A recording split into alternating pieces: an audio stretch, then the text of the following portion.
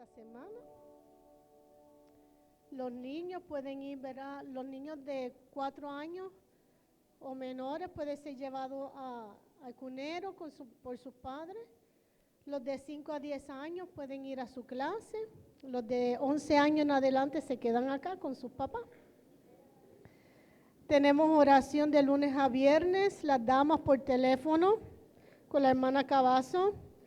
Tenemos oración acá en la iglesia, los viernes a las 7:30 y los domingos a las 9 de la mañana. Y la oración de los viernes es para todos. Y les voy a decir una cosa, que el Señor siempre nos visita y usted se está perdiendo esa bendición. Yo no quiero ser stingy, yo quiero compartir la bendición con usted, pero tiene que venir, ¿verdad? Es a las 7:30 de la noche. Sentimos siempre, ¿dónde está la hermana? Siempre el Señor derrama de su poder y nos habla. Y es una bendición, ¿verdad? Y todo el que pueda, pues acá vamos a estar. El martes tenemos célula en Porter, en casa de los hermanos Noriega. El miércoles estamos acá en el servicio a las 7 de la noche. Comenzamos a estudiar el libro de Apocalipsis. Así que la clase de miércoles pasado nos gozamos y este miércoles pues continuamos con el estudio acá a las 7 de la noche. Los jóvenes de 11 años a 17 años tienen su servicio de Ignite también a las 7 de la noche. El viernes a las 7:30 también está el servicio acá de Encounter. El sábado día 20 tenemos cuarto de guerra, un servicio de damas. Vamos a estar aquí desde las 9 de la mañana hasta las 12 del mediodía. Y le llamamos cuarto de guerra, el cuarto de guerra de oración. Amén. El domingo 21 comenzamos las clases de bautismo. Así que si usted no se ha bautizado, anótese en la mesa de conexión para tomar clase de bautismo. Amén. Los hermanos que ya son bautizados, pero quieren ser miembros de la iglesia, esa clase va a ser el 5 de mayo. Así que si usted quiere ser miembro de esta iglesia, el 5 de mayo es la fecha de esa clase, ¿ok? Si necesita audífonos para traducción, favor de pedirlo a los ujieres, que la hermana Vence va a estar haciendo la traducción hoy. Amén. Esos son todos los anuncios, pero tenemos un anuncio especial.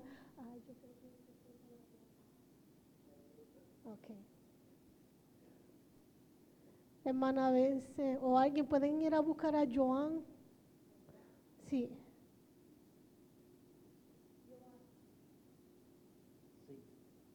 ¿Se oye?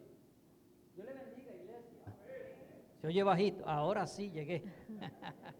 Yo siempre ando perdido hasta que llego, ¿verdad? Pero llegué. Dios ha sido bueno, ¿verdad que sí? ¿Qué le parece la casa? Qué bonita quedó, ¿verdad? Yo creo que al Señor le damos lo mejor, ¿verdad que sí?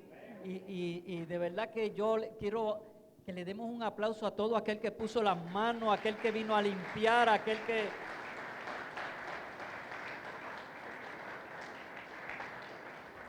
Joan, pasa por acá. Mire, hermano, hubieron manos dedicadas y no solamente, ¿verdad?, de los que tuvieron a trabajar, sino todos aquellos que movimos sillas. ¿Se acuerda de todo eso? Pues ya no hay que mover silla hoy, hermano. No podemos dejar las sillas donde están. Pero qué gratificante es, ¿verdad?, cuando uno hace algo bonito para el Señor y se lo dedica al Señor.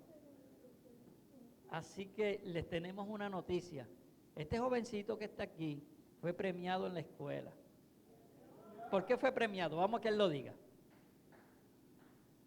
Saqué segundo lugar de una competencia de robótica a nivel distrito y después tercer lugar de todas las competiciones. Amén. Pues démosle un aplauso. Ingeniero no sé qué. Aquí tenemos Siervo un de próximo Dios, ingeniero, amén. ¿verdad? El próximo ingeniero de robótica de la NASA lo tenemos aquí en la casa. Así que yo les aconsejo, hermano, tan pronto ustedes lo vean, pídale el autógrafo y eso, porque después se nos va a hacer difícil. Les voy a pedir que nos pongamos en pie. Vamos a orar por este jovencito que yo sé que, wow, Dios tiene muchas cosas bonitas para él. Es un jovencito que aunque usted lo ve calladito por ahí, tiene mucho conocimiento de la palabra. Y yo sé que Dios lo utiliza y lo va a poner en gracia. Extienda sus manos hacia acá, vamos a orar. Padre, Dios soberano, presentamos a Joan delante de ti, Señor. Te damos gracias porque tú lo has puesto en gracia, Señor. Padre Santo, yo te pido, Dios amado, que tú lo libres, Señor, de la mente perversa. Te pido, Dios amado, que tu ángel esté con él en todo momento, Señor. Y esos talentos que tú pusiste, Señor, en él, Señor, florezcan cada día más. Señor, lo ponemos en tus manos porque sabemos, Señor, que todavía tú no has terminado, Señor. Sabemos que tú tienes muchas bendiciones para él. Entre ellas, Señor, donde quiera que él se pare, Señor, que el testimonio, Señor, de que es hijo tuyo, Señor, se haga presente. Gracias te damos por él, Señor, en el nombre de Jesús. Amén, amén y amén. Denle un aplauso. No se me siente. Está bien, ya yo. ¿Qué le voy a decir?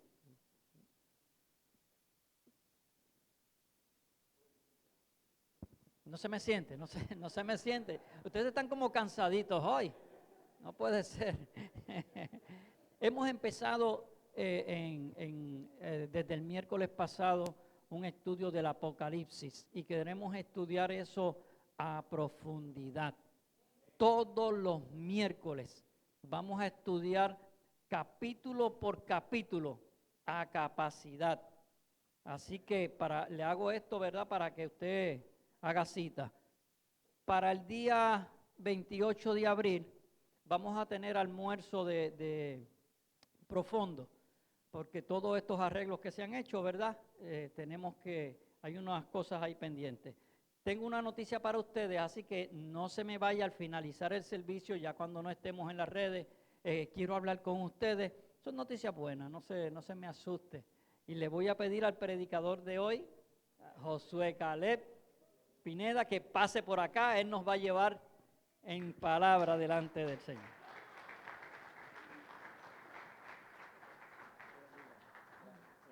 Gracias, pastor. Amén, gloria al Señor. Que el Señor nos bendiga en esta preciosa mañana. Amén. Le agradezco al Señor y a los pastores, preciosos pastores que Dios ha puesto en esta casa, la oportunidad de poder esta mañana dirigirme a ustedes y poder estudiar un momento la palabra del Señor. Como bien lo decía el pastor, están a punto, ya empezaron un estudio exhaustivo del Apocalipsis y hablábamos con él hace unos días. Tuvimos la oportunidad maravillosa de compartir en un foro de pastores. Habíamos alrededor de 3,000 pastores. Ahí estuvimos teniendo un tiempo excelente con el pastor Marco y compartiendo ahí con otros pastores. Y hablábamos acerca de esa visión y yo le decía, podemos hacer un estudio, un panorama general de Apocalipsis para despertar el interés del pueblo de Dios en estudiar la profecía, en estudiar la profundidad del Apocalipsis. Porque Apocalipsis es un libro tan profundo y a la vez tan bello que mucha gente le tiene miedo, pero realmente Apocalipsis contiene muchas de las promesas de Dios acerca de la vida venidera para nosotros, su iglesia. ¿Cuántos alaban al Señor por eso? Amén. Porque esperamos las promesas de Dios, la esperanza bienaventurada, las bendiciones de Dios. Todo eso, muy buena parte de eso está contenido en Apocalipsis. Así es que esta mañana traemos ese propósito de dar un panorama general del libro. No vamos a entrar en muchos detalles porque queremos de que usted, porque de hecho si entráramos en muchos detalles tendría que ser algo kilométrico, maratónico, una semana aquí consecutiva, pero día y noche, pero no se trata de eso. Se trata de dar un panorama, un vistazo para que usted diga, hombre, yo verdaderamente quiero conocer más de esto, quiero conocer más de la profecía. Los tiempos que estamos viviendo, como bien lo decía la pastora, son tiempos finales. Cristo viene pronto por su iglesia. ¿Cuántos le estamos esperando? Amén. Y por eso mismo debemos de conocer la palabra del Señor en cuanto a estos acontecimientos finales. Así es que yo lo voy a invitar a que abra su Biblia conmigo en Apocalipsis capítulo 1. Vamos a estar ocupando el libro de Apocalipsis durante toda esta predicación, así que le invito a que lo mantenga abierto y desde ya invitarle a que nos acompañe los miércoles. Todos los miércoles el pastor Marco va a estar dando esos estudios poderosos acerca de Apocalipsis. Hermano, yo creo que la iglesia debe de sentirse privilegiada de que tienen un pastor, de que tiene esta clase de iniciativas. Quiero decirle, mi amado hermano, que tristemente, según las encuestas, hoy en día menos del 10% de las iglesias están hablando de Apocalipsis. Es muy poco lo que se habla. Y esto se debe a que muchos pastores desconocen el libro, le tienen miedo o simplemente no le toman interés, están más interesados en predicar prosperidad, bienestar, que no digo yo que Dios no quiere que el pueblo de Dios sea bendecido, claro, pero hay promesas eternas mucho más gloriosas que las cosas de esta vida. ¿Cuántos dicen amén?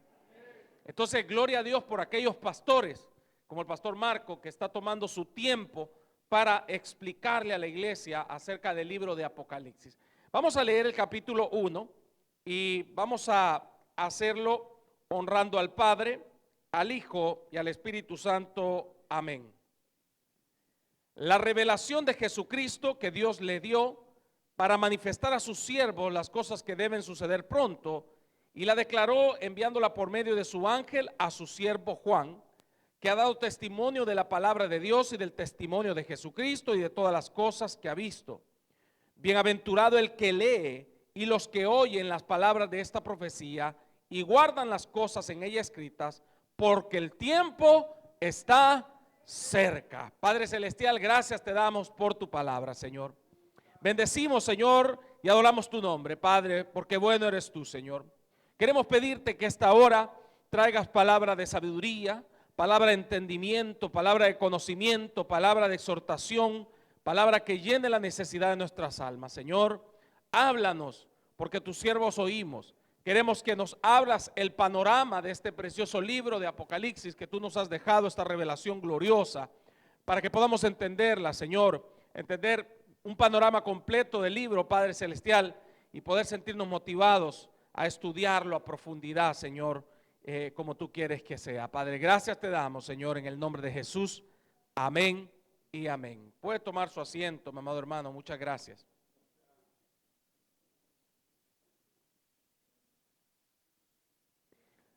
Bien, como lo dice algunas diapositivas que vamos a estar ocupando hoy, vamos a estar viendo un panorama general del libro de Apocalipsis. Mantenga su Biblia abierta en Apocalipsis porque vamos a estar leyendo, bueno, no lo vamos a leer todo, pero vamos a ir a través de cada uno de los pasajes de Apocalipsis dando un panorama general, y al final usted se va a dar cuenta que verdaderamente este libro no se puede estudiar en una hora, ni en un día, ni en dos. Requiere una serie de estudios consecutivos maravillosos. Quiero empezar diciéndole, mi amado hermano, que el libro en el versículo 3 dice algo sin igual que ningún otro libro de la palabra de Dios dice. Si usted lee conmigo en el versículo 3, capítulo 1, versículo 3, dice: bienaventurado, ¿quién es bienaventurado? El que lee y los que oyen las palabras de esta profecía y guardan las cosas en ella escritas. Ningún otro libro en la Biblia lanza una bienaventuranza para aquel que lo lee y que lo oye. Solamente el libro de Apocalipsis. Esta es una característica propia y sin igual de Apocalipsis, porque mucha gente quiso ver lo que nosotros estamos viendo, leer lo que nosotros estamos leyendo, oír lo que nosotros estamos oyendo, y no pudieron. Quiero decirle que todas las profecías que aparecen mencionadas en Apocalipsis están mencionadas en todos los profetas mayores y menores, todas, y la gran parte de ellas están mencionadas también en Salmos. Hay alguna o dos que no están mencionadas, pero todas, la mayoría de ellas están en los profetas. Sin embargo, los profetas no entendían la profecía, porque Dios les daba las profecías, pero no se les daba en orden cronológico, como el libro de Apocalipsis lo ordena. Dios, en su omnisciencia, sabiendo que esta iba a ser la revelación final de la Biblia, porque con ella se cierra el canon, con el libro de Apocalipsis se cierra el canon, permite que haya un orden de cada uno de los sucesos que ya venían hablando todos los profetas mayores y menores. Y el apóstol Juan tiene una revelación maravillosa en el reino de los cielos y pone en orden todas las profecías del Antiguo Testamento. Cuando nosotros estudiamos Apocalipsis, y usted cuando venga los miércoles al estudio con el pastor se va a dar cuenta que al leer Apocalipsis usted va a empezar a recurrentemente ir por toda la Biblia, los evangelios, las cartas paulinas, los libros proféticos, el Pentateuco, los libros, los profetas mayores y menores, porque Apocalipsis toca absolutamente y abarca toda la revelación bíblica. El libro de Apocalipsis tiene 7 bienaventuranzas y la primera bienaventuranza aparece justamente en el capítulo 1. Bienaventurados los que leen y los que oyen este libro, esta profecía. Bienaventurado quiere decir 3 veces bendito, o sea que usted es sumamente bendecido por esta mañana poder leer este libro de Apocalipsis. ¿Cuántos bendicen el nombre del Señor? Amén. Los profetas no lo tuvieron, los apóstoles no lo tuvieron. Esta es una revelación que se nos ha dado a nosotros, la iglesia de Dios. Entonces, el libro lo podemos dividir en por lo menos, bueno, se puede dividir de muchas maneras, pero para efectos de este estudio, esta mañana, lo vamos a dividir por lo menos en 3 divisiones principales. Vamos a ver la siguiente diapositiva, preparamos algunas diapositivas por acá, solo que creo que quedaron un poquito grandes las diapositivas. No sé si se pueden arreglar y si no, voy a ir explicándolas un poquito yo por acá. Bien, en esta diapositiva que estamos acá, no sé, ya vamos a intentar arreglarla, nos aparecen por lo menos algunas generalidades del libro. Lo primero que nos preguntamos en ella es ¿quién? ¿Quién escribe Apocalipsis? Esto lo van a estar viendo también con el pastor, ya lo vieron de seguro. Eso está en Apocalipsis 1:4 que dice Juan a las 7 iglesias. Lo escribe el apóstol Juan. Él ya era un hombre de edad, ya era un hombre mayor cuando escribe el libro de Apocalipsis. ¿Dónde lo escribe? En Apocalipsis capítulo 1 versículo 9 dice Juan: yo vuestro hermano y copartícipe vuestro en la tribulación y en el reino y la paciencia de Jesucristo he estado en la isla llamada Patmos por causa del testimonio y de la palabra de Dios. Es decir, lo escribe Juan cuando está en el exilio, cuando está en una prisión, en un arresto domiciliar, en una isla rocosa llamada la isla de Patmos. Esta está ahí cerca del mar Egeo. También cuando el apóstol Juan escribe este libro se escribe alrededor del año 100 después de Cristo. Se cree que es uno de los últimos libros o el último que se escribió del Nuevo Testamento. Para este tiempo, pues prácticamente ya estaban las cartas paulinas y gran parte o todo el Nuevo Testamento. Prácticamente viene siendo el último. ¿Y de qué habla el libro? ¿Cuál es el tema del libro? Este se encuentra en el versículo 1. Léalo conmigo, por favor, porque esto sí es bien importante. Acá aparece el tema. Gracias, hermanos. Dios les bendiga. Gracias. Ya lo arreglaron ahí.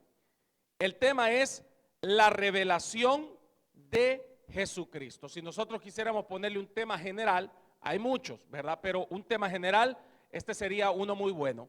El libro de Apocalipsis habla acerca de la revelación de Jesucristo. Ahora, ¿cómo está constituido el plan escatológico de los tiempos? A ver si me ayudan con la segunda diapositiva.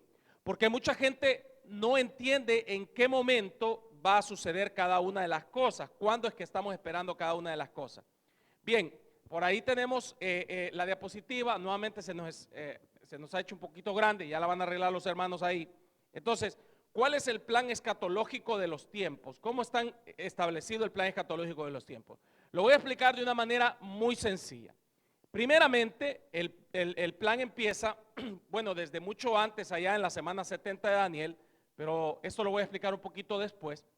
Pero actualmente estamos viviendo en la edad de la iglesia. En Hechos capítulo 2 se nos relata cómo los creyentes estaban reunidos allá esperando la promesa del Espíritu Santo, que el Señor les había dicho, no se vayan de Jerusalén hasta que el Espíritu Santo venga. Entonces, el día de Pentecostés, el Espíritu Santo desciende y entonces todos fueron llenos del Espíritu Santo. Y ahí empieza la iglesia cristiana. La iglesia cristiana podemos decir que empieza en Pentecostés, pero nace en el corazón de Dios, porque el apóstol Pablo dice que tú y yo fuimos predestinados desde antes de la fundación del mundo para que fuésemos hijos de Él. ¿Cuántos alaban a Dios por eso? Amén. Aleluya, dele fuerte el aplauso al Señor por eso. Aleluya, gloria a Dios. Entonces la iglesia empieza en Pentateuco, pero nace en el corazón de Dios. Entonces, a partir del Pentateuco empieza un periodo al cual le llamamos la edad de la iglesia. Desde allá del año 33 después de Cristo, cuando el Señor entrega su vida en el madero y resucita al tercer día, desde ahí nace este periodo que ha durado, ¿cuántos años dice acá que ha durado?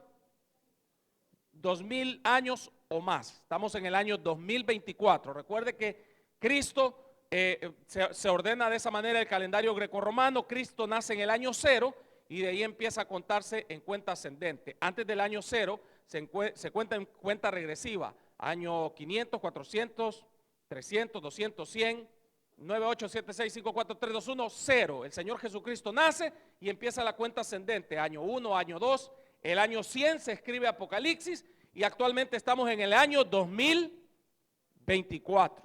Entonces, la edad de la iglesia ha durado un poco más o alrededor de 2000 años. Pero la edad de la iglesia se termina con un glorioso acontecimiento que estamos esperando, que es el arrebatamiento de la iglesia. ¿Cuánto le esperan? Amén. Gloria a Dios, le estamos esperando. La iglesia y el Espíritu dicen, ven, Señor. Y ahí se termina la edad de la iglesia y empieza un periodo conocido como la Gran Tribulación, un periodo que comprende 7 años.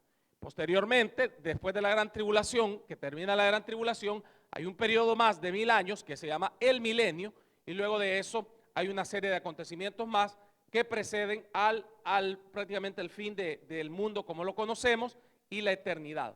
Bien, vamos a ver la siguiente diapositiva. Gracias, hermano. Ahora, la pregunta es, ¿se cumple este orden en el libro de Apocalipsis?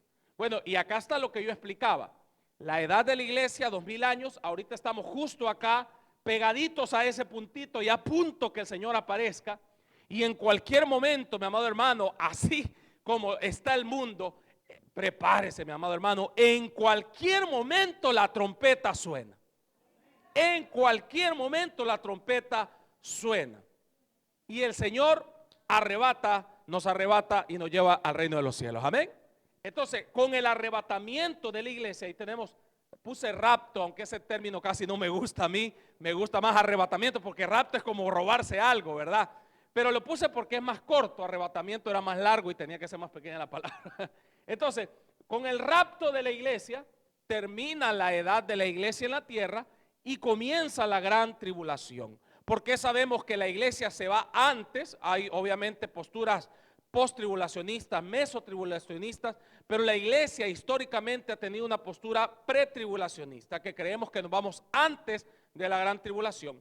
Por lo que el Señor promete allá en Apocalipsis capítulo 3, que dice, por cuanto has guardado la palabra de mi paciencia, yo también te libraré de la hora de la prueba que ha de venir sobre este mundo para probar a los moradores de la tierra. El Señor nos librará de esa hora de la prueba, es decir, nos librará de la gran tribulación. También el apóstol Pablo dice que el anticristo no se manifestará, no vendrá sin que antes el que lo detiene sea tomado. Es decir, la iglesia con el Espíritu Santo, ya para ese tiempo no estará cuando el anticristo se manifieste. Si yo creo que el anticristo ya está entre nosotros, por supuesto que sí. Anticristos siempre han habido, porque Dios es omnipotente, omnisciente, Él todo lo sabe, pero Satanás no es omnisciente, Él no lo sabe todo, no sabe cuándo el Señor va a venir. Por eso Él siempre ha tenido ahí un anticristo preparado. Yo creo que si el Señor hubiera venido en tiempos de Hitler, Hitler hubiera sido el anticristo, o Nerón hubiera sido también un anticristo. Y Satanás siempre ha tenido un prospecto de anticristo, y actualmente por supuesto que hay muchos prospectos de anticristo. Entonces, la iglesia se va con Cristo. Acá en el mundo empieza un periodo de gran tribulación que dura 7 años, y mientras eso está aconteciendo acá abajo en la tierra, en el cielo tenemos gozo, alabanza y gloria, porque estamos en el tribunal de Cristo y simultáneamente en las bodas del Cordero. ¿Cuántos quieren estar allá? Amén. Mientras aquí hay catástrofe, allá hay gozo. Ahí es donde dice el apóstol Pablo, seremos despertados en gozo y alabanza. ¿Cuántos bendicen el nombre del Señor? Mientras acá hay terribles destrucciones, increíble, hermano, porque esta tierra, el Señor Jesucristo dijo en Mateo 24 que si Él no acortara los días, nadie sería salvo. Nadie sería salvo. Entonces, estamos con Cristo en gloria y luego, después de esos 7 años, se da lo que se conoce como la segunda venida de Cristo, que la iglesia viene con Cristo, el Señor derrota al gobierno del anticristo y entonces se entra a un periodo que se llama el milenio, el cual es un periodo de 1000 años en los cuales Cristo reinará sobre la tierra y al final de ese periodo se da lo que es el juicio final. Ahora, antes cuando yo estaba, a mí siempre me interesó Apocalipsis, recuerdo que tenía 10 años y leía Apocalipsis y yo quería entender Apocalipsis, no lo entendía y le preguntaba a mi papá, pero yo no me explicaba por qué Apocalipsis empieza hablando de las 7 iglesias, porque pareciera que no tiene relación con lo demás, porque me está hablando de 7 iglesias que existieron en ese tiempo de Juan. Entonces yo decía, pero ¿por qué si Apocalipsis es un libro profético del futuro? Porque el libro de Apocalipsis empieza hablando de lo que estamos viviendo ahora. Si estamos viviendo en la edad de la iglesia, obviamente el libro va a empezar hablando de lo que acontecería en la edad de la iglesia. Entonces, ¿se cumple este panorama escatológico en Apocalipsis? Por supuesto que sí. Vamos a ver la siguiente diapositiva, gracias a los hermanos de la pantalla que hoy los tengo ocupados. Bien, acá lo tenemos, por supuesto que se cumple. En el capítulo 1 veíamos las generalidades del libro, quién, dónde, cuándo, cómo, por qué. En el capítulo 2 y 3 se nos habla acerca de la edad de la iglesia. Quiero decirte, mi amado hermano, que las 7 iglesias del Apocalipsis son representativas de los 7 periodos de la iglesia que la iglesia ha tenido durante los últimos 2000 años. Y cada una de esas iglesias hablaban acerca de lo que iba a acontecer en cada una de ellas. Posterior, obviamente, de la edad de la iglesia viene el arrebatamiento de la iglesia. Hace unos días estuvimos con el pastor Marco, con el pastor Alducín, ahí en un conversatorio, en una ponencia. Y el día que estuvimos con el pastor Marco no le hice ninguna pregunta, pero el siguiente día le hice una pregunta, aunque yo la sabía, pero yo quería ver qué me opinaba él. Y le preguntaba yo, aparte de Apocalipsis 3, me parece que es el 10, ¿hay otra referencia bíblica en Apocalipsis acerca del arrebatamiento? Él me contestó con una respuesta muy clásica, ¿verdad? Que es el Apocalipsis capítulo 7. Obviamente sí, ahí está, respuesta correcta. Sin embargo, también hay otra cita bíblica en donde en Apocalipsis se nos menciona el arrebatamiento, ya lo vamos a ver. Y se nos menciona justamente después de las 7 iglesias. Entonces, del 2 al 3, en el capítulo 2 y 3 se nos describe las edades de la iglesia. Del capítulo 6 al 8 se nos describe la gran tribulación. En el capítulo 19 y 22 se nos describe las bodas del Cordero y el milenio, y también se nos describe el juicio final. Ese es el panorama amplio de todo el libro de Apocalipsis. Es decir, que Apocalipsis nos revela todo lo que va a acontecer. Entonces, lo primero que va a acontecer, o lo primero con lo que aborda el libro, o lo que empieza hablando, es acerca del periodo de la iglesia. Vamos a ver la siguiente diapositiva, por favor. El periodo de la iglesia. Bien, gracias. Por acá tenemos la explicación de los periodos de la iglesia. El Señor le dice Juan, allá en el capítulo 1 dice, que ve al Señor, dice, que está en medio de los 7 candeleros de oro. Si usted puede ver, acá atrás aparecen los 7 candeleros de oro. Esta es una menora, que es un símbolo muy representativo del pueblo de Israel. Esta menora tiene 7 candelabros de oro, 7. Y dice el apóstol Juan, allá en el capítulo 1, y lo reitera en el capítulo 2 y 3, que Cristo está paseándose en medio de los 7 candeleros de oro. La iglesia ha tenido 7 edades hasta el día de hoy. Y cuando nos dice que Cristo está paseándose en medio de la iglesia, es que Cristo ha cumplido su palabra cuando Él dijo, y yo estaré con ustedes todos los días hasta el fin del mundo. Amén. Gloria a Dios, aleluya.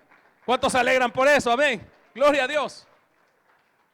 Cristo ha estado con su iglesia durante todas estas 7 edades de la iglesia. Entonces, el Señor empieza en el capítulo 2. Vaya conmigo a Apocalipsis capítulo 2, versículo 1.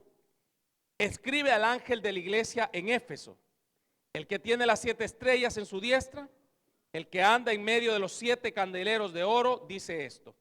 El Señor le dice, yo ando en medio de los 7 candeleros de oro. Yo me paseo en medio de las 7 iglesias. Yo me paseo en el presente, el pasado y el futuro, porque el Señor todo lo puede. Estoy con la iglesia, me estoy paseando. ¿Cuántos saben que el Señor se pasea en medio nuestro esta mañana? Amén. ¿Cuántos pueden sentir la presencia de Dios? Amén. Yo sentía la presencia de Dios en esos cantos maravillosos. Dios bendiga a mis hermanos del ministerio. El Señor se pasea en medio de nosotros. Claro, en el capítulo 1, allá lo van a estar estudiando con el pastor, Juan hace una descripción preciosa del Señor. Sus ojos como llama de fuego. Tiene una vestidura blanca que llega hasta sus pies. Sus cabellos dice que son blancos, resplandecientes. ¿Cuántos alaban al Señor? Amén. Entonces en el capítulo 2, todo esto está pasando acá en la tierra. Juan está viendo al Señor en la tierra. Están acá en la tierra y el Señor le dice a Juan, Juan, escríbele a las 7 iglesias y dile mi mensaje. Y empieza el mensaje a la primera iglesia, Éfeso. Yo soy el que me paseo en medio de los 7 candeleros de oro, el que estoy en medio de las 7 iglesias. Dice esto.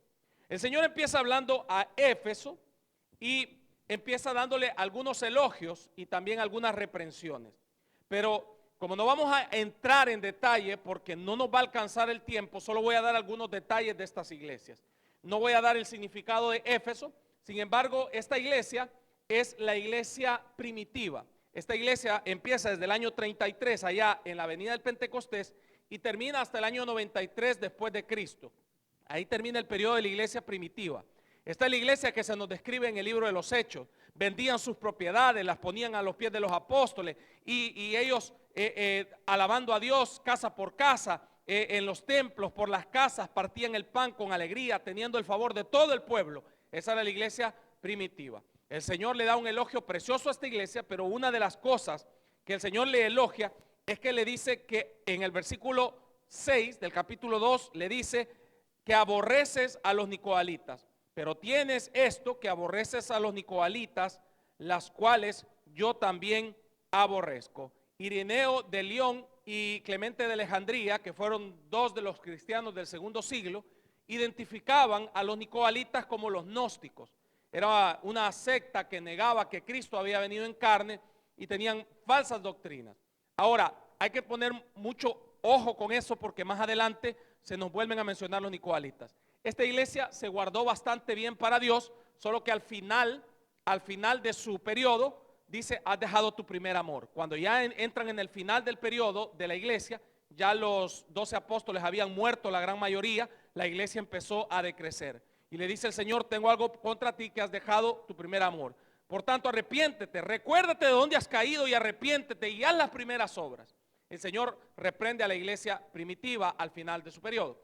Luego entramos a la segunda iglesia, la iglesia de Esmirna. Esto está en Apocalipsis capítulo 2, versículo 8. Y escribe al ángel de la iglesia en Esmirna, el primero y el postrero, el que estuvo muerto y vivió, dice esto.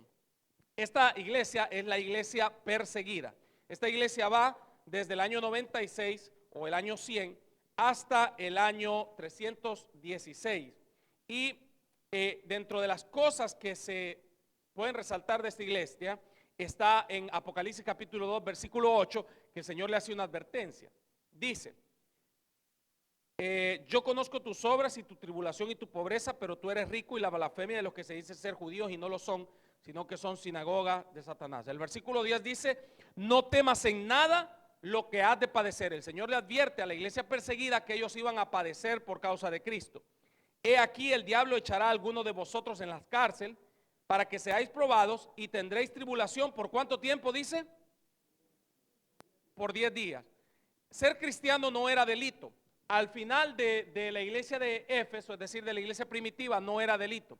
Sin embargo, viene Nerón, ya casi llegando ahí al año 100, incendia Roma, el incendio se le sale de control y para que no ponerlo en mal con los altos principales de Roma, le echó la culpa a los cristianos. Dijo, ellos odian a la humanidad incendiaron Roma. Entonces ser cristiano se volvió delito.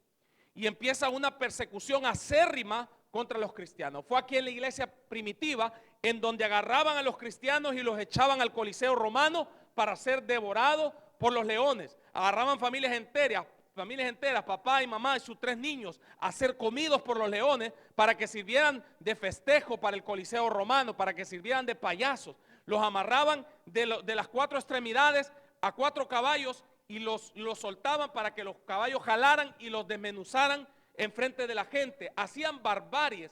Mi amado hermano, cuando tomaban el cuerpo de un cristiano muerto en descomposición y lo amarraban a un cristiano vivo, y la pudrición del muerto se le pasaba al vivo. Algunos creen que el apóstol Pablo sufrió este vejamen, y ahí es donde Pablo decía: ¿quién me librará de este cuerpo de muerte? Se comparaba con esa situación de estar pegado a un cuerpo putrefacto.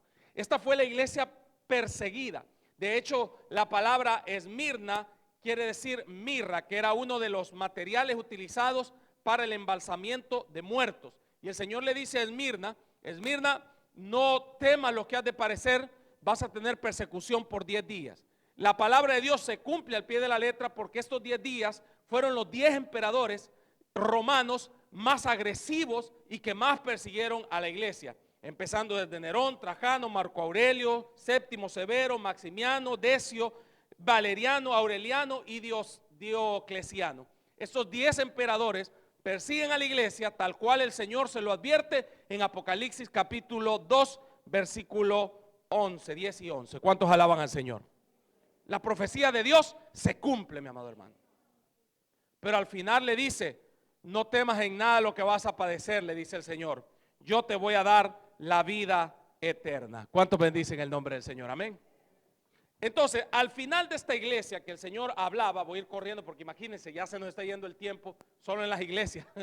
Entonces, después de la iglesia perseguida, el Señor le dice a Juan: Juan, escribe a la iglesia de Pérgamo. Apocalipsis capítulo 2, versículo 12. Y escribe al ángel de la iglesia en Pérgamo. El ángel de la iglesia es el pastor. Tan gratos somos para Dios los pastores, que nos llama ángeles. ¿Cuántos saben que Dios ha puesto ángeles acá? Amén. ¿A quién tienen sus ángeles? Amén. Escribe al ángel de la iglesia en Pérgamo: el que tiene la espada aguda de 2 filos, dice esto. ¿Cuál es la espada aguda de 2 filos, amado hermano? ¿Quién lo sabe? Amén. La palabra de Dios. Porque la palabra puede filtrar cualquier anomalía, cualquier falsa doctrina. Entonces, después de la iglesia primitiva, la iglesia perseguida, pasamos a la iglesia de Pérgamo, que es la iglesia imperial, que va del 313 al 500 después de Cristo. Constantino accede al poder, un emperador romano, y dice: bueno, ya no hay que perseguir a la iglesia. No me voy a meter en la historia porque es mucho tiempo. Pero dice Constantino: vamos a nacionalizarla. Constantino toma a un grupo de cristianos que se corrompieron, oiga esto, se corrompieron, porque él les dijo: miren, les voy a regalar edificios enormes que se llamaban basílicas. Les voy a regalar basílicas y yo los voy a dejar de perseguir. Los voy a volver a ustedes el clero de la iglesia, los voy a hacer a ustedes la autoridad máxima, con una condición: con que ustedes adquieran todos los dioses paganos de Roma. En Roma estaba muy diseminada la adoración a Semirami, a Nimrod, que es la misma adoración de los babilonios. Por eso más adelante se nos menciona la Gran Babilonia. Y le dice: ustedes adquieran todos los dioses romanos y nosotros los dejamos de perseguir. Y en el 323 después de Cristo se convoca una reunión ecuménica. Mire, eso del ecumenismo siempre ha sido peligroso. Y llegan 1500 delegaciones de la iglesia cristiana. Y ahí habían muchísimas más personas de la iglesia común que el clero de la iglesia. Pero como Constantino ya había acordado con el clero de la iglesia, con artimañas políticas, el clero de la iglesia ganó y adquirió la supremacía sobre la iglesia cristiana. Y es así como se instituye, oiga esto, es así como se instituye el clero de la iglesia católica apostólica romana. En el año 323 después de Cristo. Ahí nace la iglesia católica. Mucha gente que dice: no, si los cristianos vienen del catolicismo. Eso es mentira. Que antes algunos cristianos practicaron el catolicismo, tal vez, Pero la iglesia nace allá en el día de Pentecostés, acá. ¿Cuántos dicen amén? Aquí nace la iglesia. ¿A dónde se deforma la iglesia? Aquí, en Pérgamo. La palabra Pérgamo se divide en dos sílabas, peri y gamo, y quiere decir mundo y casamiento. En otras palabras, Pérgamo es la iglesia casada con el mundo. ¿Se recuerda usted allá que en Éfeso el Señor le dice, pero tienes algo que aborreces a los nicolaítas, los cuales yo también aborrezco?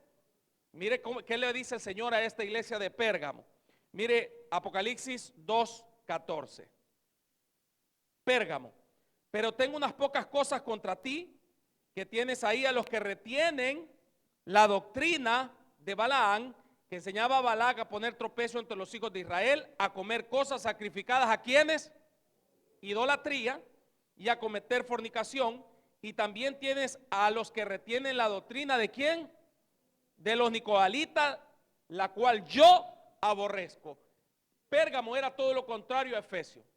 La iglesia medieval fue todo lo contrario a la iglesia primitiva. En la iglesia primitiva aborrecían a los nicolaítas, aborrecían la idolatría, aborrecían la adoración a los santos, a las imágenes. Pero en Pérgamo adquieren la doctrina de los nicolaítas y la adoración a los ángeles y tantas cosas que son nocivas. Que el Señor reprenda al diablo. ¿Cuántos dicen amén?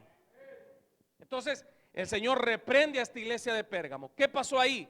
Había un grupo sobre la iglesia que eran idólatras y empezaron a meter doctrinas erradas. Y había un grupo de cristianos que no comulgaban del todo con estas doctrinas, pero las toleraban. Y la iglesia estuvo así durante algún tiempo, hasta que entramos a la iglesia de Tiatira, también conocida como la iglesia medieval, lo que pasó en la Edad Media. Del año 500, estaba del año 500 al 1500 después de Cristo, ya está un poco más para acá.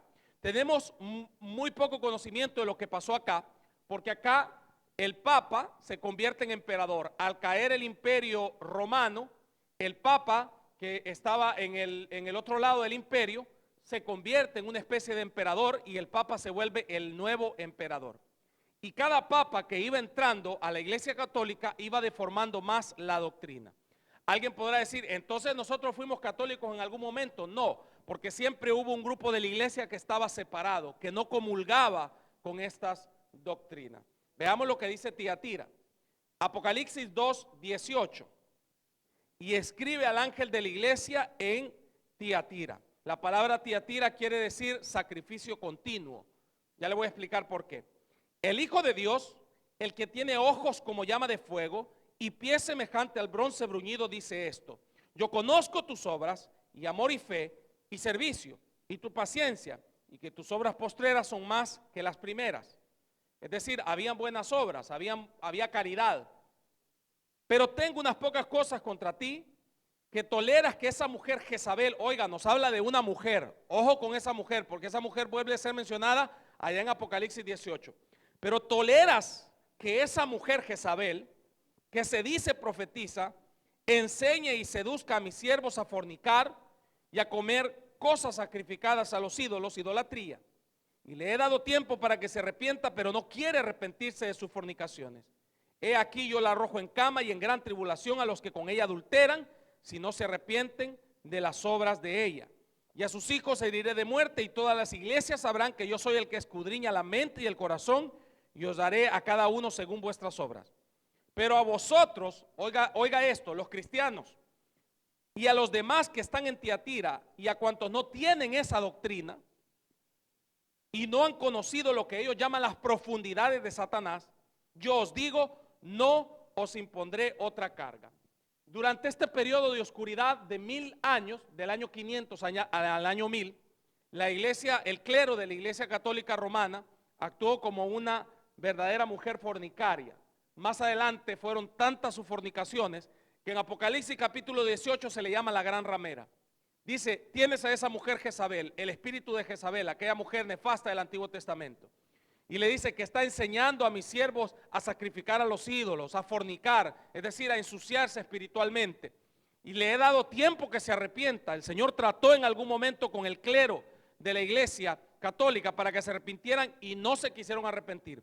Pero dice el Señor, pero hay unos cuantos en Tiatira, hay unos cuantos en Tiatira que no tienen esa doctrina, no han manchado sus vestiduras. ¿Cuántos alaban al Señor? Amén. Esta es una pregunta que me hacen muy recurrente. Me dicen, pero ¿qué pasó con la iglesia durante la Edad Media? Es muy poca la información que tenemos porque a esta edad se le conoce como el oscurantismo. La iglesia católica tenía sumido al mundo y la mayoría de personas no podían leer, no podían escribir, quemaban mucho de la literatura, los científicos estaban también sublevados y muchos escritos de aquellos entonces fueron quemados y destruidos. Pero sin embargo sabemos que siempre hubieron cristianos que no comulgaban con las doctrinas de la iglesia católica. Uno de estos primeros cristianos del cual se tiene registro fue Pedro Baldo, que en el año 1175 se convenció que la doctrina católica era nociva, era mala, y se apartó de la iglesia y fundó un grupo de cristianos a los cuales se les conoció como los valdenses de los valles italianos. Estos cristianos fueron perseguidos durante toda la Edad Media, al grado que se les hicieron alrededor de 35 inquisiciones en donde mataron a miles de cristianos porque no eran católicos. Luego de Pedro Baldo se levantó un hombre llamado John Wycliffe en 1375 en Inglaterra. John Wycliffe también dijo, esta doctrina no es de Dios, esto no puede ser, la gente no sabe porque no tiene la Biblia, porque la Biblia estaba secuestrada, solo la podían leer los monjes, solo la podían leer los sacerdotes, porque decían que si alguien común del pueblo leía la Biblia se iba a volver loco, y decían no, que no la lean, pero no era eso, sino que ellos sabían que al leer la Biblia la gente iba a ver que sus doctrinas eran falsas. ¿Cuántos alaban al Señor? Amén. Entonces, pero hombres que tenían acceso a la Biblia siempre dijeron no, esto no es así. John Wycliffe en 1374 dijo no, esto no puede ser. Funda allá en Inglaterra otro grupo de cristianos a los cuales se les conoció como lollardos. Estos tampoco eran de la iglesia católica. Por eso digo, hubieron dos ramas, la que se corrompió y un grupo de cristianos que siempre se mantuvo en el camino cristiano, siempre se mantuvieron en la sana doctrina. Por eso no podemos decir, es que nosotros venimos de la reforma, eso no es así. Siempre el Señor guardó de su iglesia. Pero hay unas pocas personas que no tienen esta doctrina, le dice el Señor a la iglesia allá en Tiatira. Luego de John Wycliffe hubo otro hombre llamado John Hus. Este estuvo un poco más reciente, en 1390. John Hus funda otro grupo de cristianos a los cuales se le llamó los husitas. Sin embargo, John Hus fue muerto en la hoguera por causa de predicar la palabra del Señor. Fue asesinado y muerto en la hoguera. Y todos estos cristianos eran perseguidos. Ser cristiano era delito en tiempos de la edad medieval, de la iglesia medieval, y la iglesia católica los perseguía. John Hus también fue muerto. Luego se levantó otro hombre que se llamaba Girolamo Savonarola, en Florencia, Italia, en 1494. Girolamo, se me complica ese nombre, también fue muerto en la hoguera por predicar la palabra del Señor y también fundó un grupo de cristianos. Todos estos cristianos, mi amado hermano, venían oponiéndose a este culto idolátrico de la iglesia católica, que cada vez iba agregando más y más ídolos. A todos los dioses de Roma los convertían en santos. Bueno, hoy es el día de Zeus. Pues Zeus, yo lo veo barbado.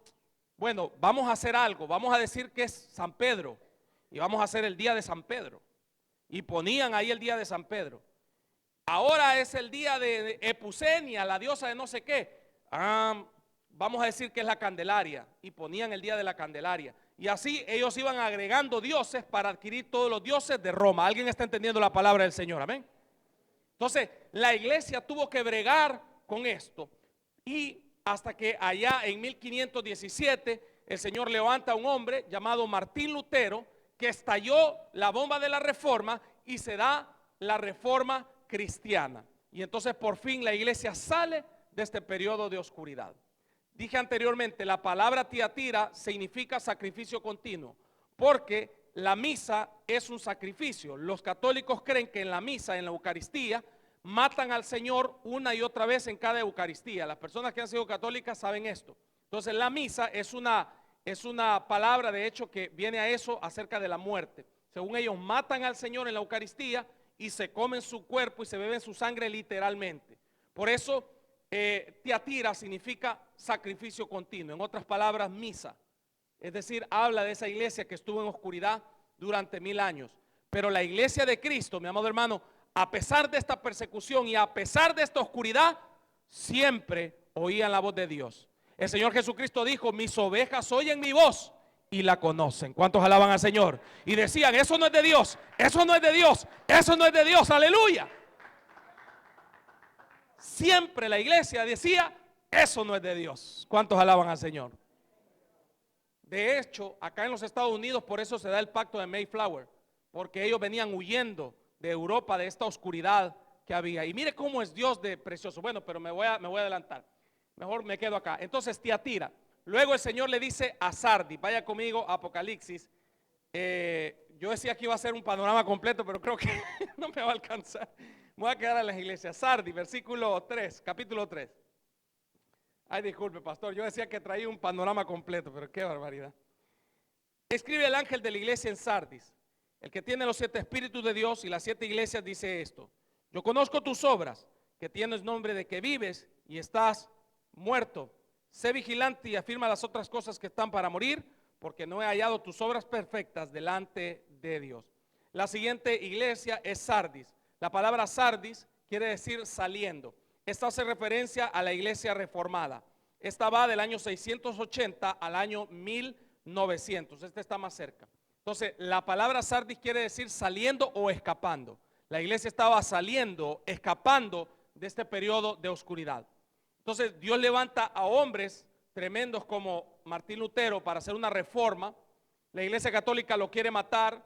El príncipe de Wittenberg, Martín Lutero, era un maestro de teología en la Universidad de Wittenberg, porque los católicos han filtrado los buscadores y dicen: era un monje. No, sí, él fue monje, pero era un maestro de teología, que a medida que él fue leyendo la Biblia, leyó: por gracia sois salvos, esto no de vosotros, pues es don de Dios, no por obras para que nadie se gloríe. Entonces no es por indulgencias. Entonces no es por obras. Entonces no es por confesarse. Es por gracia. ¿Cuántos alaban al Señor?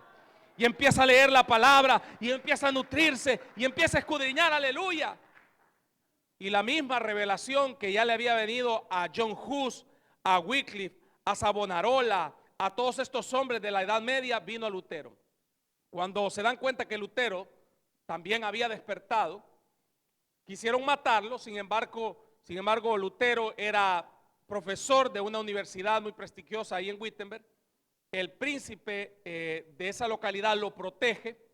Él expone sus 95 tesis, las clava en la puerta de la iglesia, luego las expone. Pero sabiendo el príncipe que querían matar a Lutero, el príncipe lo esconde en su palacio durante un año. Y en ese año él no estuvo ahí dormido. En ese año él dijo: es que si la gente pudiera leer la Biblia, es que si la gente pudiera leer, se daría cuenta. Pero no tiene la Biblia, está escondida. Debería de estar en el idioma en el que todo mundo la puede leer. Durante ese año, Martín Lutero se dedicó a traducir la Biblia del latín al alemán. ¿Cuántos alaban al Señor? Del latín al alemán. Y vea esto, mi amado hermano. En ese mismo periodo se inventa la imprenta. Aleluya. Antes, para tener un tomo de la Biblia, tenía que esperar 5 años que se la transcribieran. Con la imprenta podían hacer 10, 20 tomos de la Biblia en horas. Y en ese mismo periodo que él traduce la Biblia, se inventa la imprenta. Y en ese mismo periodo se descubre América. Todo el plan perfecto de Dios para que todo pueblo, lengua, nación le adore y el evangelio nos alcanzara. Aleluya. Hasta el día de ahora, la traducción de Martín Lutero al alemán es la piedra angular del idioma alemán, porque está tan bien traducida, está tan bien hecha, que es la piedra angular que ocupan los estudiosos de literatura en Alemania, del idioma germano. Entonces, por eso se llama saliendo, Sardis. Sin embargo, Dios le dice: tienes nombre que vives, pero estás muerto. Porque muchos reyes querían ya deslindarse del Papa porque tenían que pagar tributo al Papa, tenían que dar dinero al Papa y ellos ya estaban cansados de eso. Entonces, Europa se divide en dos. Los reyes protestantes, se le llamó a los reyes cristianos, protestantes, y los reyes católicos. Sin embargo, muchos de estos reyes se habían alejado del Vaticano, se habían alejado del Papa, simplemente porque no querían pagar ya dinero, no era por una conversión real. Por eso el Señor le dice a la iglesia, tienes nombre de que vives, pero estás muerta. A pesar de que la reforma trajo cosas muy buenas y nos ayudó a salir de este periodo de oscuridad, también mucha gente se añadió a la reforma sin realmente estar reformado en su corazón. Luego de la iglesia reformada, llegamos a la iglesia moderna, que es la iglesia de Filadelfia. La palabra Filadelfia quiere decir amor fraternal. Esta va del 1680 al año 1900. Creo que ahí hubo un error en la de Tiatira. Creo que tuve un error de Tiatira ahí en los años, pero luego lo corrijo. Tiatira empieza del 1517 y luego Filadelfia hasta el 1680 y luego Filadelfia empieza del 1680 al 1900. En esta iglesia se le llama amor fraternal porque aquí es donde empiezan a surgir todas las escuelas teológicas. Juan Calvino empieza a predicar, empieza con su universidad teológica, Arminio también nace acá, y entonces empieza a haber un despertar, una pasión por las almas. Empiezan a nacer las corporaciones, empiezan a nacer los ministerios, empiezan a nacer los concilios, la iglesia presbiteriana, las iglesias centroamericanas, iglesias de Dios, empiezan a nacer todos los concilios acá, asambleas de Dios, iglesias bautistas, etcétera, y empiezan a mandar misioneros por todo el mundo. Y es así como las misiones nos alcanzaron a nosotros acá en Latinoamérica y en Estados Unidos. ¿Cuántos alaban al Señor por eso? Amén. Por eso se le llama la iglesia de Filadelfia, la iglesia que tiene amor fraternal. Y en este periodo nacen grandes hombres como el mismo Charles Spurgeon o también D.L. Moody acá en los Estados Unidos. Grandes predicadores. Pero después de esta iglesia, de este gran mover, de este gran avivamiento, llegamos a la iglesia actual, que es la iglesia de la Odisea. Y aquí ya no está tan bonita la cosa, pastor. ¿Quiere ver cómo está la iglesia actual? Somos la última iglesia, hermano. Somos la última iglesia, porque después de nosotros, ¿qué viene? Por eso el Señor dijo, hallará, cuando el Hijo del Hombre venga, hallará fe en la tierra. ¿Cuál es la iglesia actual? A mí me pone los pelos de punta esto, léalo conmigo por favor. La teología de la prosperidad, cómo está afectando, ¿verdad? Templos de millones y millones y millones de dólares, pero sus miembros hacen y deshacen con su vida. ¿Qué dice cómo iba a ser la iglesia, la última iglesia? Apocalipsis 3:14. Y escribe al ángel de la iglesia en la Odisea. He aquí el amén. ¿Qué quiere decir amén? El sí, el cumplimiento. Es decir, somos la iglesia del amén, la última iglesia. El testigo fiel y verdadero, el principio de la creación de Dios dice esto. Yo conozco tus obras, que ni eres frío ni caliente. Ojalá fueses frío o caliente. Pero por cuanto eres tibio y no frío ni caliente, te vomitaré de mi boca. Porque dices, yo soy rico y me he enriquecido y de ninguna cosa tengo necesidad. Y no sabes que tú eres un desventurado, miserable, pobre, ciego y desnudo. Por tanto yo te aconsejo que de mí compres oro refinado en fuego, para que seas rico, y vestiduras blancas para vestirte, y que no se descubra la vergüenza de tu desnudez. Y unge tus ojos con colirio para que veas. Yo reprendo y castigo a todos los que amo. Sé pues celoso y arrepiéntete. El Señor está a la puerta, a punto de llegar. He aquí yo estoy a la puerta y llamo. Si alguno oye mi voz y abre la puerta, entraré a él y cenaré con él y él conmigo. ¿Cuántos alaban, Señor? Dale un fuerte aplauso al Señor. Aleluya, gloria a Dios. Qué triste el estado de la última iglesia.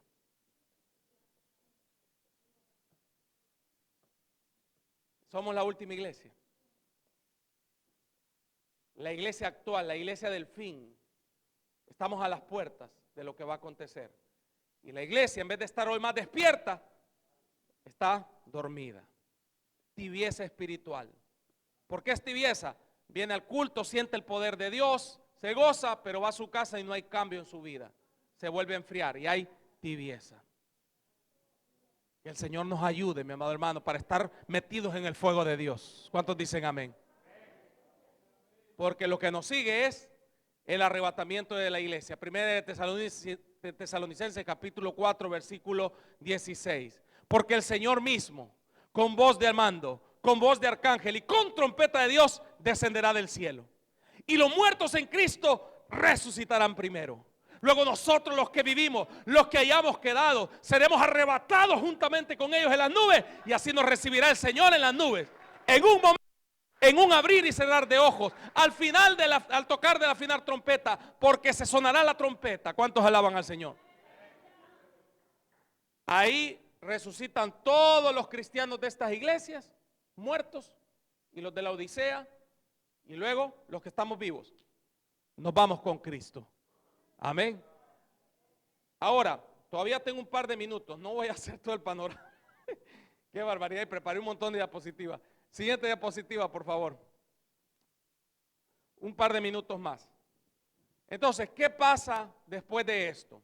¿Qué sucede después de esto? Empieza el fin de la edad de la iglesia en la tierra. 7 periodos descritos en Apocalipsis capítulo 2 versículo 3. Y en el capítulo 4 de Apocalipsis encontramos el arrebatamiento de la iglesia. ¿Cuántos alaban al Señor? La pregunta que yo le hice al Ducín para ver qué me decía, pero él se fue al capítulo 7, es correcto también. Ahora, todo lo que el apóstol Pablo ha visto ha sido acá en la tierra, porque son sucesos que han acontecido acá en la tierra. La iglesia, ¿a dónde ha estado? ¿A dónde está ahorita? Acá. Pero a partir del capítulo 4 nos vamos con Cristo. Entonces el Señor le dice a Juan, el arrebatamiento en Apocalipsis, claro, Apocalipsis capítulo 4 versículo 1. Después de esto, es decir, una vez se acaba la edad de la iglesia, después de esto miré, y he aquí una puerta abierta en el cielo. Y la primera voz que oí, como de trompeta, como dijo el apóstol Pablo, el Señor mismo, con voz de mando, con voz de arcángel y con trompeta de Dios. Y la primera voz que oí como de trompeta hablando conmigo me dijo, ¿qué le dijo a Juan? Sube acá, el arrebatamiento de la iglesia. Nos vamos con Cristo de la tierra a los cielos. ¿Cuántos alaban al Señor? Sube acá y yo te mostraré las cosas que sucederán después de estas. Y al instante yo estaba en el Espíritu, y aquí un trono establecido en el cielo, y en el trono uno sentado. Aleluya, gloria a Dios. Al instante él estaba en el reino de los cielos. Así será, en un abrir y cerrar de ojo, al instante estaremos allá con él. ¿Cuántos alaban al Señor? Amén. La iglesia se va de esta tierra porque aquí no está su mansión, dice la alabanza. Amén. Y dice, vi a uno sentado en el trono. Y empieza a describir en todo el capítulo 4 el apóstol Juan la gloria de Dios. En todo el capítulo 4 se nos describe la gloria de Dios. Hay algo que me impresiona del capítulo 4, y es que en el capítulo 4 dice que los ángeles cantan día y noche, santo, santo, santo, el que él era, el que es y al que ha de venir, el Dios todopoderoso. En la visión del capítulo 4, el apóstol Juan ve a dos personas de la Trinidad. Ve al Padre que está sentado en su trono de gloria, y ve al Espíritu Santo. Dice, y vi que estaba enfrente del trono los 7 espíritus de Dios. Estos 7 espíritus de Dios es otro nombre que se le da al Espíritu Santo, que está descrito allá en Isaías como espíritu de sabiduría, espíritu de conocimiento, espíritu de ciencia, porque Él es el que nos revela todo eso. Entonces Juan ve al Padre y al Espíritu Santo. Y en el capítulo 5 dice que el Padre tenía en su mano un rollo, sellado por dentro y por fuera con 7 sellos. Y nadie lo podía abrir, ni siquiera mirar. Y empezó a llorar Juan porque decía, yo quiero saber lo que está en ese rollo. Yo quiero saber lo que está ahí. Los sellos son para garantizar que nadie lo iba a abrir. Y dice que no se halló ninguno, ni en el cielo, ni en la tierra, ni debajo de la tierra, que fuera digno de abrir el libro y desatar su sello. Pero de repente uno de los 24 ancianos, ahí enfrente del trono de Dios, hay 4 seres vivientes, hay 24 ancianos, los 7 espíritus de Dios y la multitud de redimidos. Todo eso lo van a estar estudiando. ¿Qué es eso? ¿Qué son esos 4 seres vivientes? ¿Qué son esos 24 ancianos? Venga el día miércoles para que usted pueda profundizar en esto. Y entonces dice que uno de los 24 ancianos se le acerca a Juan y le dice: no llores, porque aquí el león de la tribu de Judá, la raíz de David, ha vencido para desatar los 7 sellos. Aleluya. Y dice, y volteé a ver, y en medio de los 24 ancianos había un cordero como inmolado. Ahí hace su entrada triunfal nuestro Señor Jesucristo, para completar la Trinidad de Dios: el Padre, el Hijo y el Espíritu Santo. ¿Usted sabe por qué los ángeles cantan 3 veces santo? Santo, santo, santo se refiere a la Trinidad. Santo el Padre, santo el Hijo y santo el Espíritu Santo. Santo, santo, santo, el Dios que era, el que es y el que ha de venir. Aleluya, gloria a Dios. Gloria al Señor, gloria al Espíritu Santo, gloria al Padre, gloria al Hijo, a Jesucristo. Aleluya. ¿Cuántos saben que el Señor está aquí esta mañana? Amén. Mi amado hermano, yo quiero estar ahí, frente al mar de cristal, sobre las calles de oro, frente al trono de Dios, viendo a los 7 espíritus de Dios, que es el Espíritu Santo, viendo al Cordero y cantándole: santo, santo, santo, el Dios que era, porque fuiste inmolado y con tu sangre nos has redimido. ¿Cuántos alaban al Señor? Aleluya, gloria a Dios. Digno eres de abrir y desatar los 7 sellos. Entonces el Señor toma de la mano del Padre la revelación y empieza a quebrar cada uno de los 7 sellos en Apocalipsis 6 al 18. Y cuando el Señor rompe el primer sello, la gran tribulación empieza a suceder, porque empiezan a desatarse los juicios. Los 7 sellos traen 7 juicios. En el Apocalipsis se dan 3 compendios de juicios: 7 sellos, 7 trompetas y 7 copas. Vamos a ver rápido la siguiente diapositiva. Ahorita entrego el tiempo. En la apertura de los sellos encontramos primeramente 4 jinetes, que son los primeros 4 sellos. El primer jinete viene en un caballo blanco y con un arco para vencer. Yo mismo, cuando era un niño de 10 años y lo leí por primera vez, pensé que era Cristo, pero tan engañoso es, porque es el anticristo. Viene con un arco y para vencer. Cristo no viene con un arco. La palabra de Dios dice que Él viene con una espada que sale de su boca. ¿Cuántos alaban al Señor? Y la palabra del Señor ya lo menciona ahí en Salmos y en los profetas, que Él quebrantará el arco, es decir, quebrantará el gobierno del anticristo. Viene en un caballo blanco porque Él se va a fingir un hombre de paz, y porque habla acerca de su comisión, que va a venir como un hombre victorioso por algún tiempo, porque Dios le ha permitido eso. Luego en el capítulo, en el 5.º sello, las almas que están debajo del altar claman por justicia a Dios. Todos estos muertos de la iglesia claman y le dicen: Señor, ¿hasta cuándo nos vas a hacer justicia? Todos los muertos de la iglesia, los que murieron allá en la iglesia perseguida, los que murieron en la iglesia medieval.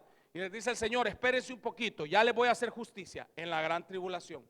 Luego en el capítulo 6 dice la palabra de Dios que empiezan a acontecer, bueno, de hecho en los primeros 4 caballos, vamos a leerlo rápido, Apocalipsis capítulo 6, vienen acontecimientos terribles.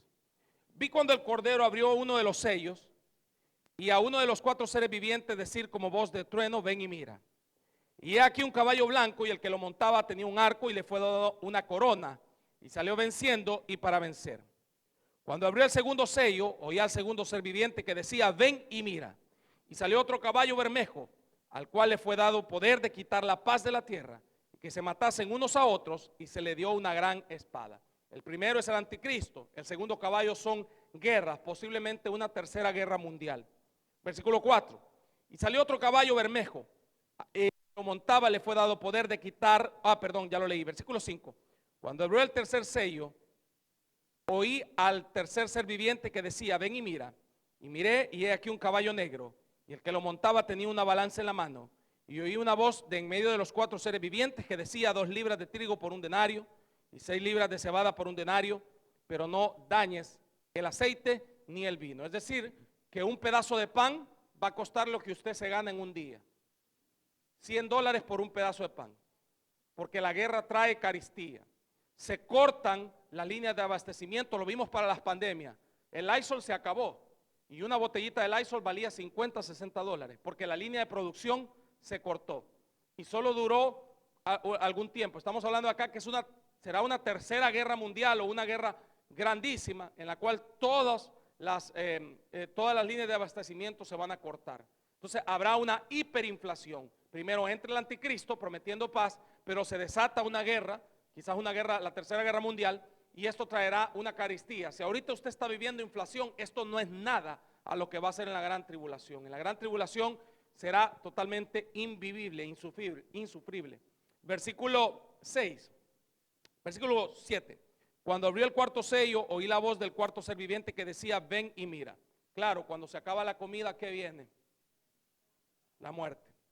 Y miré y he aquí un caballo amarillo, y el que lo montaba tenía por nombre Muerte, y el Hades le seguía, y le fue dada potestad sobre la cuarta parte de la tierra para matar a espada, con hambre y con mortandad, y con las fieras de la tierra. Esto lo vimos en la pandemia.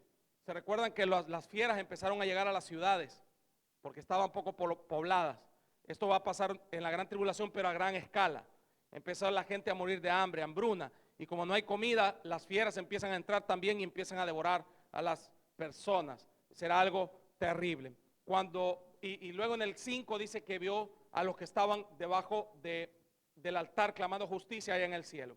Pero hay algo que me llama la atención que está en el versículo 12. Leámoslo rápido. Miré cuando abrió el sexto sello, y aquí hubo un gran terremoto, y el sol se puso negro como tela de silicio. ¿Cuántos vieron el eclipse? Aquí va a ser eclipses terribles, mi amado hermano. No va a ser ni la cuarta parte de lo que fue eso. Será algo terrible, algo catastrófico. Y la luna se volvió toda como sangre, y las estrellas del cielo cayeron sobre la tierra, meteoritos, como la higuera deja caer sus higos cuando es sacudida por un fuerte viento. Y el cielo se desvaneció como un pergamino que se enrolla. Es decir, que habrá un cataclismo astronómico. Es decir, la tierra posiblemente va a salir de su eje. Va a haber algo que va a hacer que al final de la gran tribulación, al final de la gran tribulación ya no va a haber luz de luna ni de sol en la tercera parte del día. O sea que en el día solo se va a poder ver la luna y el sol por un breve periodo. Por eso la palabra de Dios dice que cuando Cristo venga, dice allá en el Salmo, había densas oscuridades debajo de sus pies. Y el cielo se desvaneció como un pergamino que se enrolla, y todo monte y toda isla se removió de su lugar. Es decir, un megaterremoto y maremotos. Y mire qué tremendo. ¿Cuántos han oído hablar de los preppers? De los que se están preparando según ellos para la gran tribulación, que están construyendo búnkers en las cavernas y debajo de sus casas, y que ellos creen que se van a salvar. No, hay que prepararse para la gran tribulación estando bien con el Señor, amén. Porque ni toda la comida enlatada le va a alcanzar a una persona para la gran tribulación. Miren lo que van a hacer los hombres cuando vean esto. Versículo 15, ya lo está profetizando la palabra. Y los reyes de la tierra, y los grandes, los ricos, los capitanes, los poderosos, y todo siervo y todo libre, se escondieron ¿en dónde? En las cuevas, búnkers, y entre las peñas de las montañas, y decían a los montes y a las peñas, caed sobre nosotros y escondednos del rostro de aquel que está sentado sobre el trono y de la ira del Cordero, porque el gran día de su ira ha llegado, y ¿quién podrá sostenerse en pie? Aleluya. La gente huyendo, atemorizada, escondiéndose en búnkers, pero ¿quién va a poder esconderse de la ira de Dios? Y luego el séptimo sello abre la séptima trompeta. Por ahí, con esto voy a terminar. Traí un montón de diapositivas, pero con esto voy a terminar porque ya el tiempo se nos avanzó. Solo quiero presentarles un video rápido. El día de anoche, cuando estaba preparando este estudio, me empezaron a mandar videos. Ahí dejémoslo pausado. Me empezaron a mandar videos acerca de lo que está pasando en Israel. Si usted no lo sabe, Israel es el reloj de Dios. El reloj de Dios. El Señor dijo, cuando vean que la higuera reverdece es porque el tiempo está cerca. Eso se cumplió en el 1948, cuando Israel resurge como nación. Y del 48 para acá ha habido un salto increíble en la ciencia, en los avances tecnológicos y en la maldad, cual nunca la ha habido. El día de anoche esto inundó la red social de Twitter. A mí casi no me gusta lo de las redes sociales, pero hablaba yo con mi esposa y le decía, voy a descargar esta red porque ahí sale las noticias que usted no mira en televisión. Y me empezaron a mandar noticias de ahí algunos hermanos pastores y me metí a ver qué estaba pasando. Y leí este post, esto fue anoche, urgente. Estaré reportando en tiempo real la guerra entre Israel e Irán. Yemen y Libia, es posible que este evento desencadene o sea el preámbulo de una guerra mundial. Información minuto a minuto. Entonces ahí está mostrando esto esta persona. Algunos de los videos que circulaban anoche, a ver si le podemos dar play al video, yo le digo cuando lo pausemos. Algunos de los videos que a mí me escalofriaban anoche, ver de que la profecía se está cumpliendo. Estamos viviendo tiempos finales. Es algo que sea casualidad. Entonces empecé a ver algunas de las noticias que estaban pasando en Israel, de las cosas que están sucediendo. Este video es una de las cosas que Alemania pidió a sus ciudadanos que abandonaran inmediatamente Irán. También lo hicieron los republicanos. Aquí podemos ver cientos de ambulancias en Tel Aviv, dice capital de Israel, pero no, la capital es Jerusalén. Pero ahí están preparándose para lo que venía. De hecho, la guerra se presentó en Israel. Aquí podemos ver una cúpula de hierro de Israel que fue anoche, hace 7 horas, que estaba protegiendo a los ciudadanos. Vemos como los drones suicidas de Irán están tratando de atacar a Jerusalén, están tratando de atacar a Israel. Acá vemos también que existe la posibilidad que Israel haya logrado interceptar un misil fuera de la atmósfera terrestre. Y vemos cómo la ciencia está avanzando. Dios, la palabra se está cumpliendo, la vida puede ser alcanzada por misiles grandes. Vemos cómo el centro de toda esta catástrofe está dando en Israel. Creen que eso es una planificación ganada y una posible guerra mundial. Israel está a punto de lanzar un misil. Entonces vemos cómo las naciones, las personas que saben, están alarmadas por lo que está sucediendo.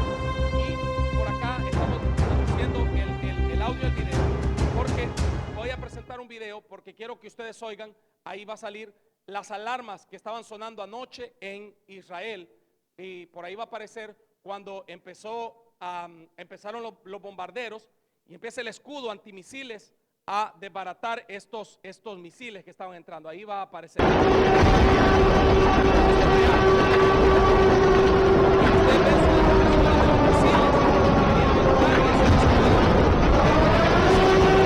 La alarma.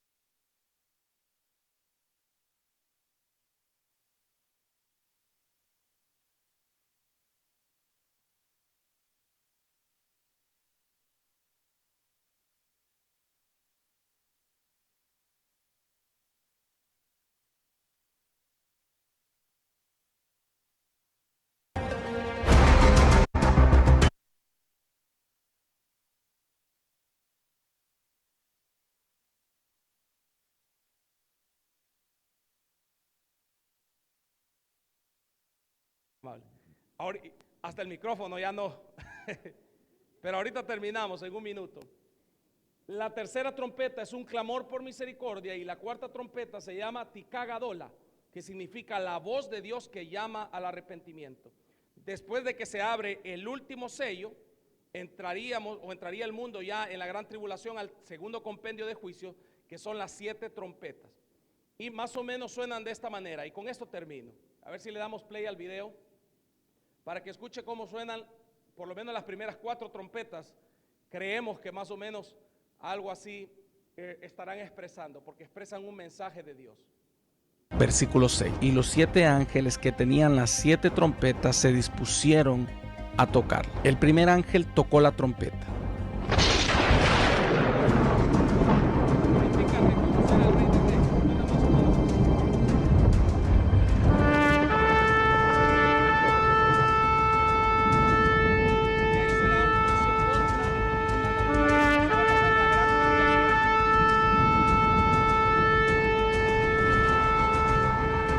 Y hubo granizo y fuego mezclado con sangre, que fueron lanzados sobre la tierra, y la tercera parte de los árboles se quemó, y se quemó toda la hierba verde. Vemos el primer juicio. Este es un juicio hacia la vegetación. Versículo 8. El segundo ángel tocó la trompeta.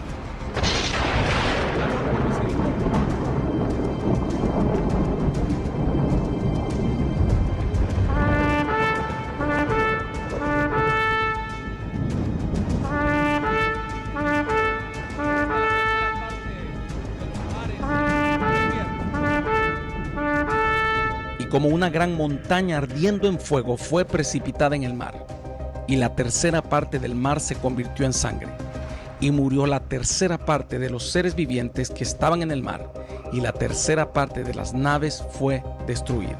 El segundo juicio es contra los océanos. Es la segunda parte vital de la tierra. Versículo 10. El tercer ángel tocó la trompeta.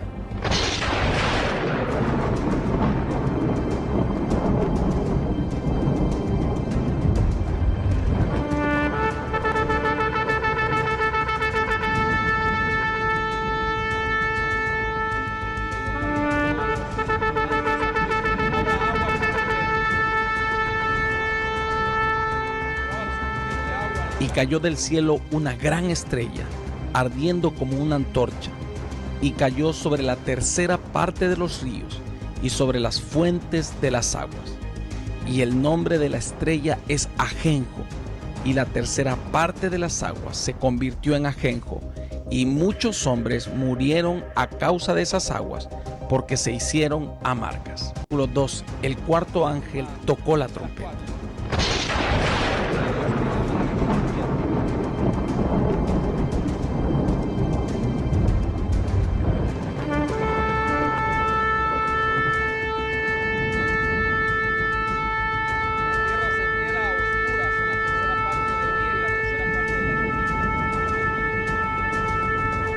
Y fue herida la tercera parte del sol, y la tercera parte de la luna, y la tercera parte de las estrellas, para que se oscureciese la tercera parte de ellos, y no hubiese luz en la tercera parte del día, y asimismo de la noche. Es decir, que habrá una serie de raros acontecimientos astronómicos: eclipses solares, eclipses lunares. Gracias. Yo no me quiero quedar a la gran tribulación, hermano. Gracias. ¿Cuántos se quieren ir con Cristo? Amén. Gracias, pastor. Iglesia, es tiempo de prepararnos. ¿Sabe por qué son 4 y son 7 trompetas? La palabra de Dios dice que de ahí para allá las otras 3 trompetas que faltan van a sonar como 3 ayes de 3 ángeles que dicen: es un ay de dolor, ay, ay, ay de los hombres de la tierra, expresando la terrible devastación. Estas trompetas son juicios parciales, pero el último compendio de juicios, que son las copas, son juicios totales. Todas las aguas se pierden, la tierra queda a oscuras, hay un mega terremoto, la tercera parte de las personas mueren.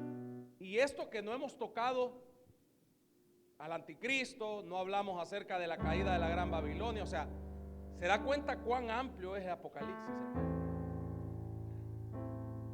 Por eso yo le quiero hacer dos invitaciones. Primero, a que reflexionemos, a que recordemos, como dice la palabra del Señor, si en algún momento hemos perdido la primera devoción, recuerda de dónde has caído y arrepiéntete. Ese es el primer llamado, que nos preparemos. Y el segundo, que venga los miércoles a oír toda esta profecía.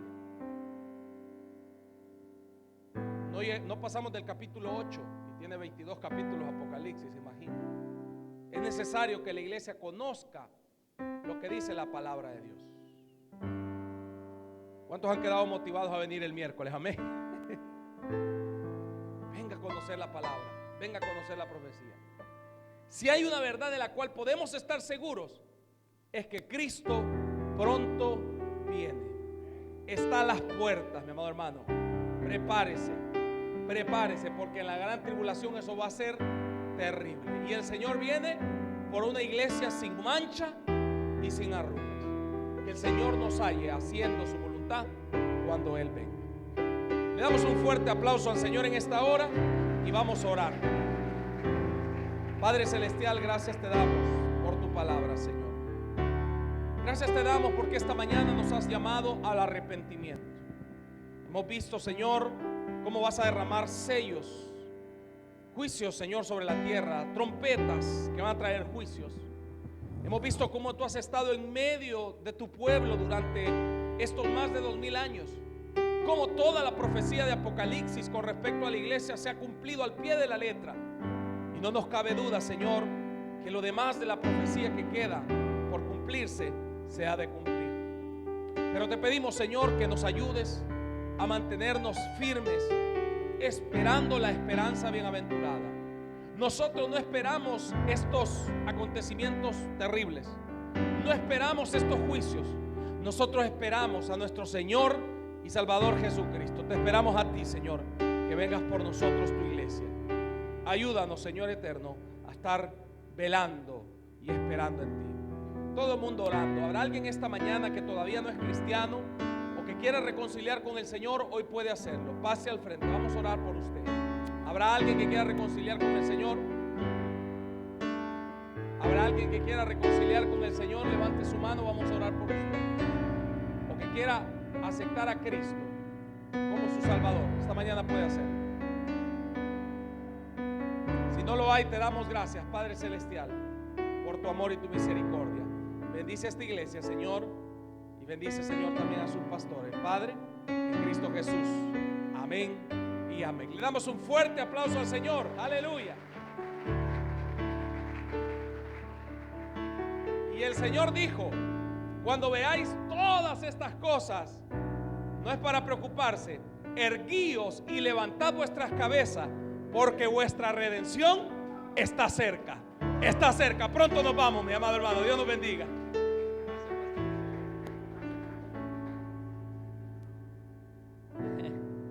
Es impresionante, ¿verdad, hermano? Me quitó las palabras de la boca porque con eso quería cerrar. Cuando leemos estas cosas, hermano, no es para que usted se asuste. La Biblia no está escrita para asustarlo a usted. Cuando el Señor habla para que nosotros sepamos los tiempos que estamos viviendo. Y, hermano, como cerró Caleb, ¿qué fue lo que nos dijo el Señor? Cuando sucedan estas cosas, erguíos. ¿Qué es erguíos? Puestos de pie. ¿Por qué? Porque vamos a empezar a caminar. Tu redención está cerca. Lo interesante de esto, que en cada una de las cosas que él estaba hablando se muestra el amor de Dios para la humanidad. Dios no quiere la muerte del que muere, sino que todos acudan al arrepentimiento. Si en algún momento usted siente que no está bien delante del Señor, es razón suficiente de usted acercarse al Señor y decirle: Señor, perdóname. Perdóname, Señor, porque Yo no quiero quedarme. Yo no quiero vivir eso. Se van a vivir cosas terribles. Déjeme decirle algo. El Apocalipsis a mí me gusta porque ahí se describe las grandezas que Dios tiene para cada uno de nosotros. No lo leo con miedo. Y le sirvo al Señor no porque existe un infierno. Yo le sirvo al Señor por agradecimiento. Porque Él ha sido bueno. Él ha sido bueno. Para los que nos ven por las redes sociales, quiero decirte algo. Dios es real. Dios es real. Él viene. Y viene por una iglesia limpia, sin mancha y sin arrugas. Si se han manchado tus vestiduras, todavía hay tiempo. Tiempo de acercarte. Arreglar cuentas con el Señor. Si te hirieron en alguna iglesia, algún pastor, si sucedió algo que te hirieron, déjame decirte que no fue el Señor que te hirió. Todo lo contrario, Él quiere sanar tu herida. Te exhortamos a que te acerques. Dale la oportunidad para que Él pueda sanar tu corazón. El Señor viene y viene pronto. Yo creo que tiene que haber un despertar en todas las iglesias. Y esto se tiene que predicar. La gente ha perdido la noción de que Cristo viene. No, Cristo viene y es una realidad. Mire, perdone que le tome un poco de tiempo, pero hay veces pensamos que Satanás nos obliga a pecar. Claro, esa es su misión, ¿verdad? Tratar de llevarnos a pecar. Pero yo sigo pensando que con mantenernos entretenidos, sin mirar hacia arriba, la tiene hecha. Así que si estás entretenido o si hay algo que te aparta de acercarte al Señor, es menester. Yo siempre pienso que Satanás usa un arma poderosa que nosotros podemos revertir. Y es la culpa. Hay veces que Satanás te muestra tu pasada manera de vivir, lo que hiciste, lo que no te permite acercarte a Él. Él lo usa para desviarte. Pero tú puedes revertir eso. ¿Sabes cómo lo puedes revertir? Si algo llega a tu mente que fallaste, es el momento de llevarlo a los pies de Cristo. Decirle: Señor, aquí estoy. Es más, y le digo más. Dele gracias, Satanás, gracias porque me lo acordaste. Llévalo a los pies de Cristo. Mientras hay vida, hay esperanza. Hermano, yo quiero que toditos nos levantemos cuando suene esa trompeta. Que no nos quedemos ninguno. El que está en las redes sociales, ya me despedí, ¿verdad? Dios te bendiga. Si estás cerca de este lugar, ahí mismo en las páginas, en las redes, está la dirección. Te invitamos a que nos visites. Se van a dar unos estudios todos los miércoles. Empezamos a las 7 de la noche. Te invitamos a que nos visites. Si no estás cerca, quiero exhortarte. Pídele al Señor que te muestre el lugar correcto donde se predique sana doctrina. Señor, donde yo pueda crecer y crecer en ti. Y el Señor te mostrará el lugar. Hay vida, hay esperanza. El Señor ahora no te condena. Todo lo contrario, Él da el primer paso. Es menester que tú también des un paso. Dios te bendiga. Para los que estamos aquí,